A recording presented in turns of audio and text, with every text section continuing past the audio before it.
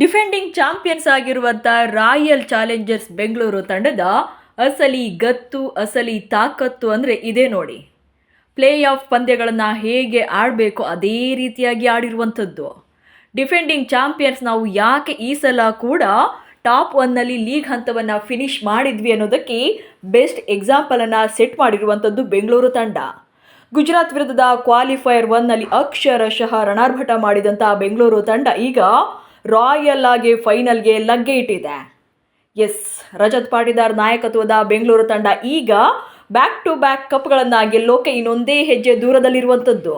ಗುಜರಾತ್ ವಿರುದ್ಧದ ಕ್ವಾಲಿಫೈಯರ್ 1 ಪಂದ್ಯದಲ್ಲಿ ಬೆಂಗಳೂರು ತಂಡದ ಆರ್ಭಟ ಹೇಗಿತ್ತು ಅಂತ ಈ ವಿಡಿಯೋದಲ್ಲಿ ಹೇಳ್ತೇನೆ. ದಯವಿಟ್ಟು ಸುದ್ದಿಯಾನವನ್ನು ಸಬ್ಸ್ಕ್ರೈಬ್ ಮಾಡಿಕೊಳ್ಳಿ. ಧರ್ಮಶಾಲಾದಲ್ಲಿ ನಡೆದಂಥ ಈ ಮ್ಯಾಚಲ್ಲಿ ಫಸ್ಟ್ ಟಾಸನ್ನು ಗೆದ್ದಂಥ ಗುಜರಾತ್ ತಂಡ, ನಾವು ಫೀಲ್ಡಿಂಗನ್ನು ಆಯ್ಕೆ ಮಾಡ್ಕೊಳ್ತೀವಿ, ಸೊ ನಾವು ಚೇಸಿಂಗ್ಗೆ ಬರ್ತೀವಿ, ಬೆಂಗಳೂರು ತಂಡ ಫಸ್ಟ್ ಬ್ಯಾಟಿಂಗನ್ನು ಮಾಡಲಿ ಅಂತೇಳಿ ಆಫರನ್ನು ಕೊಡ್ತಾರೆ. ಸೊ ಇಲ್ಲಿ ಫಸ್ಟ್ ಬ್ಯಾಟಿಂಗ್ಗೆ ಬಂದಂಥ ಬೆಂಗಳೂರು ತಂಡ ಪ್ಲೇಯಿಂಗ್ 11ನಲ್ಲಿ ಮತ್ತೆ ವೆಂಕಟೇಶ್ ಅಯ್ಯರ್ ಅವರನ್ನೇ ಓಪನರ್ ಆಗಿ ಕಣಕ್ಕಿಳಿಸ್ತಾರೆ ವಿರಾಟ್ ಕೊಹ್ಲಿ ಜೊತೆ. ಆ್ಯಕ್ಚುಲಿ ಅದು ವರ್ಕೌಟ್ ಕೂಡ ಆಗುತ್ತೆ. ಫಸ್ಟ್ ಓವರ್ನಲ್ಲೇ ವೆಂಕಿ 3 ಬೌಂಡ್ರಿಗಳನ್ನು ಸಿಡಿಸೋ ಮೂಲಕ ಸಿರಾಜ್ ಓವರ್ನಲ್ಲಿ ಅಲ್ಲಿಂದಲೇ ಒತ್ತಡವನ್ನು ಸ್ಟಾರ್ಟ್ ಮಾಡ್ತಾರೆ. ಬಟ್ ಬ್ಯಾಡ್ ಲಕ್, 19 ರನ್ಗಳಿದ್ದಾಗಲೇ ಔಟ್ ಆಗ್ತಾರೆ 2ನೇ ಓವರಲ್ಲೇ. ಆದರೆ ವಿರಾಟ್ ಕೊಹ್ಲಿ ಜೊತೆಗೆ ದೇವದತ್ ಪಡಿಕ್ಕಲ್ ಒಂದಾದಮೇಲೆ ಇಬ್ಬರ ಪಾರ್ಟ್ನರ್ಶಿಪ್ ಮತ್ತೆ ಬಿಲ್ಡ್ ಆಗುತ್ತೆ. ಪವರ್ ಪ್ಲೇ ಕಂಪ್ಲೀಟ್ ಆಗಿ RCB ಕಡೆಗೆ ವಾಲುತ್ತೆ. ಎಲ್ಲಿಯೂ ಕೂಡ ನೆಟ್ ರನ್ ರೇಟ್ ಬೀಳೋಕೆ ಬಿಡೋದೇ ಇಲ್ಲ. ಆನಂತರ ವಿರಾಟ್ ಕೊಹ್ಲಿ ಔಟ್ ಆದಮೇಲೆ ದೇವದತ್ ಪಡಿಕ್ಕಲ್ ಕೂಡ ಅದೇ ಓವರ್ನಲ್ಲಿ ಔಟ್ ಆಗ್ತಾರೆ. ಸೊ ಇಲ್ಲಿ ಸ್ವಲ್ಪ ಬೆಂಗಳೂರು ತಂಡಕ್ಕೆ ಸ್ಲೋ ಡೌನ್ ಆಗುವಂಥದ್ದು. ಒಂದೇ ಓವರ್ನಲ್ಲಿ ಹೋಲ್ಡರ್ 2 ವಿಕೆಟ್ಗಳನ್ನು ತೆಗಿತಾರೆ.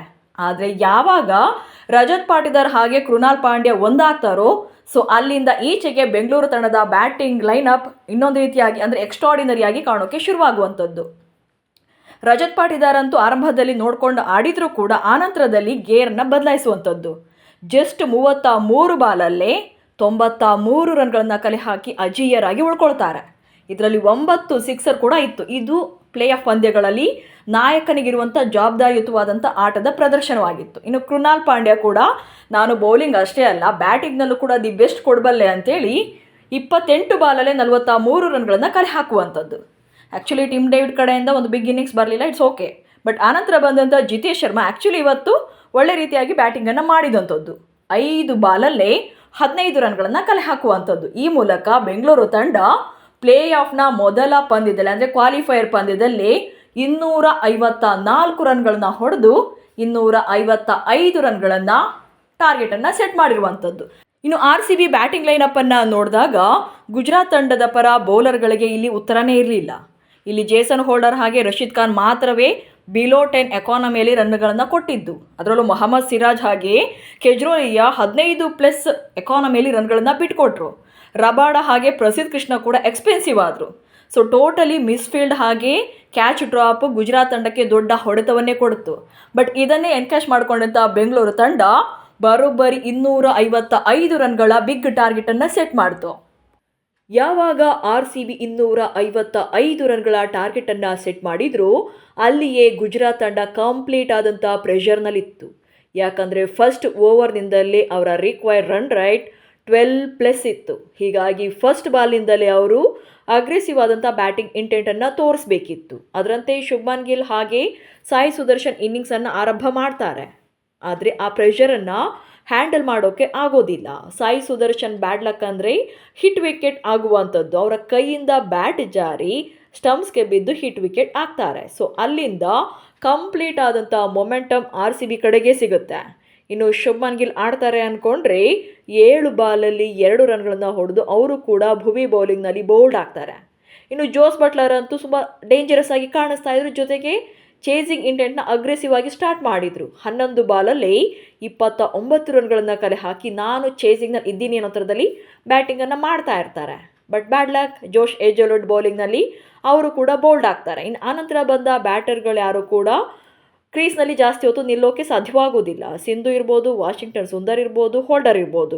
ಸೊ ಸಿಂಗಲ್ ಡಿಜಿಟ್ಗೆ ಔಟ್ ಆಗ್ತಾರೆ. ಇನ್ನು ಹೋಲ್ಡರ್ ಅಂತೂ ಡಕ್ಔಟ್ ಆಗ್ತಾರೆ. ಬಟ್ ಇಲ್ಲಿ ಗುಜರಾತ್ ತಂಡದ ಪರ ಸಿಂಗಲ್ ಆಗಿ ನಿಂತು ಬ್ಯಾಟಿಂಗ್ನಲ್ಲಿ ಸ್ವಲ್ಪ ಫೈಟ್ ಕೊಟ್ಟಿದ್ದು ತೆವಾಟಿಯಾ ಮಾತ್ರನೇ. 43 ಬಾಲಲ್ಲಿ 68 ರನ್ಗಳನ್ನು ಕಲೆ ಹಾಕ್ತಾರೆ. ಬಹುಶಃ ತೆವಾಟಿಯಾ ವಿಕೆಟ್ನ ಬೇಗನೆ ತೆಗೆದಿದ್ರೆ 100 ರನ್ಗಳ ಒಳಗೇನೆ GT ತಂಡವನ್ನು ಆಲ್ಔಟ್ ಮಾಡಬಹುದಿತ್ತು. ಆನಂತರ ತೆವಾಟಿಯ ಕೂಡ ಔಟ್ ಆದಮೇಲೆ ರಶೀದ್ ಖಾನ್ ಇರ್ಬೋದು ಅಥವಾ ರಬಾಡ ಇರ್ಬೋದು, ಸಿರಾಜ್ ಇರ್ಬೋದು, ಪ್ರಸಿದ್ಧ ಕೃಷ್ಣ ಇರ್ಬೋದು. ಸೊ ಯಾರು ಕೂಡ ಫೈಟ್ ಕೊಡೋಕ್ಕೆ ಸಾಧ್ಯನೇ ಆಗಲಿಲ್ಲ. ಅಂತಿಮವಾಗಿ 19.3 ಓವರ್ಗಳಲ್ಲಿ 162 ರನ್ಗಳಿಗೆ ಆಲ್ಔಟ್ ಆಗ್ತಾರೆ. ಈ ಮೂಲಕ ಬೆಂಗಳೂರು ತಂಡ 92 ರನ್ಗಳ ಬಿಗ್ ಮಾರ್ಜಿನಿಂದ ಪಂದ್ಯವನ್ನು ಗೆದ್ದು ರಾಯಲ್ ಆಗಿ ಫೈನಲ್ಗೆ ಲಗ್ಗೆ ಇಟ್ಟಿರುವಂಥದ್ದು. ಅಹಮದಾಬಾದ್ನಲ್ಲಿ ಮೇ 31ಕ್ಕೆ ಫೈನಲ್ಗೆ ರೆಡಿಯಾಗಿದ್ದಾರೆ. ಸೊ ಈಗ RCB ಯಾರು ನಮ್ಮ ಎದುರಾಳಿ ಅನ್ನೋದನ್ನು ಮಾತ್ರ ಕಾಯ್ತಾ ಇರುವಂಥದ್ದು. ಜೊತೆಗೆ ಗುಜರಾತ್ ವಿರುದ್ಧದ ಪಂದ್ಯದ ಮೂಲಕ ನಾವು ಡಾಮಿನೇಷನ್ ಮಾಡಿ ಗೆಲ್ಲೋರಲ್ಲ, ಡೆಮಾಲಿಷನ್ ಮಾಡಿ ಗೆಲ್ಲೋರು ಎನ್ನೋ ರೀತಿಯಲ್ಲಿ ಪರ್ಫಾರ್ಮ್ ಮಾಡಿದ್ದಾರೆ. ಸೊ RCBಯ ವಿಕ್ಟರಿನ ನೀವು ಹೇಗೆ ಎಂಜಾಯ್ ಮಾಡಿದ್ರಿ ಅನ್ನೋದನ್ನು ಕಮೆಂಟ್ಸ್ ಮೂಲಕ ತಿಳಿಸಿ. ಹಾಗೆ ಸುದ್ದಿಯನ್ನು ಫಾಲೋ ಮಾಡಿ. ನಮಸ್ಕಾರ.